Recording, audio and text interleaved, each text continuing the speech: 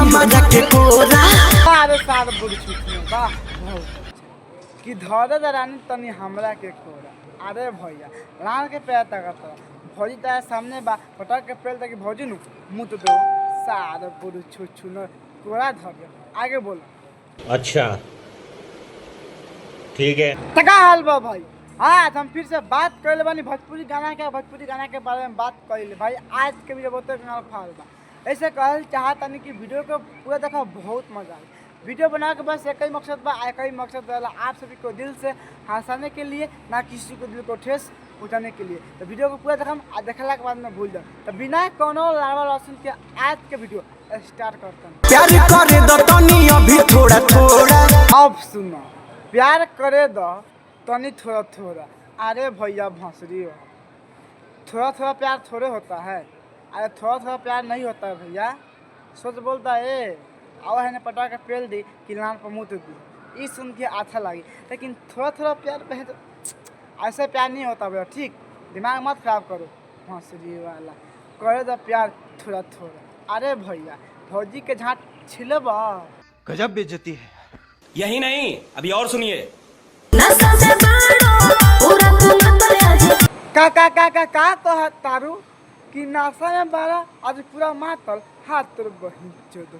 ए भौजी जब तारा पता लागे गल बा कि भैया नाश्ता में बारे नु तो भैया के पास मत जा। भैया के पास तू मत जा। हम तो हाथ जोड़ के रिक्वेस्ट करते हैं कि भैया के पास मत जा। लेकिन जाता रहो तो पहले बात सुन लो। जाए से पहले थोड़ा बचिए के बाद में पटा के कुछ करी आ मारी तो हम तो समझ दिया कि तो भाई नु पटा के पेल दिल। ठीक नशा में बारे तू जान के बारू थोड़ा बच के रख। लेकिन एक सेकंड अब सुनो भाई लोग कि पानी जवानी के झरबा का अभी कौन गाना आगल तो भाई कसम से कहता नहीं है। गाना सुनला के बाद में दिमाग इतना खराब है मन करा सरा में हम मर जाए बहन जो तोने सही रहे। सुनता रह कैसे कहती है भौजी कि पानी जवानी के झरबा का मैंने ई कौन गाना सारा बिहार ऐसे ही बदनाम है बहन चल। लेकिन गाना गा के और ही बदनाम करता है। इनके जवानी के पानी रोका तो काम करो भौजी।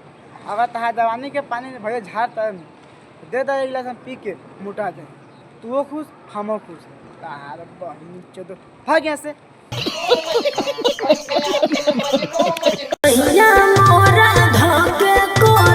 का कहतारो कि सैया मोरा धके कोरा हाथ तो बहिन चलो। तारा कहे के मतलब का बा ना भौजी हमरा के साफ साफ तू खोल के बताओ तारा कहे के मतलब का बा। सुन तारा भाई लोग भौजी कैसे कहतिया कि सैया मोरा धके कोरा। अरे भौजी कोरा धके पेल तरह का तनी आगे खोल के बताओ तारा कहे के मतलब बात बाका घोड़ा पर चढ़ाइबा बा। अरे भौजी भौसरी वाली वाह बहुत अच्छा कि घोड़ा पर चढ़ाइबा का। अरे भौजी वो घोड़ा ना लंड ओके लंड कहल जाला। तार बंचो तारा पाते नहीं के आ झाड़ ढुकाए चल दिल बारू ना दिमाग खराब कर लू हम पटकिया के पेल दे हम रो देबू। तार बंचो घोड़ा पर चढ़ेबा का। अरे घोड़ा ना सोच का लंड घुसेबा का ई सुन के अच्छा लगी। सारे पूरी छुछुनर भौजी भौसरी वाली आगे बोला।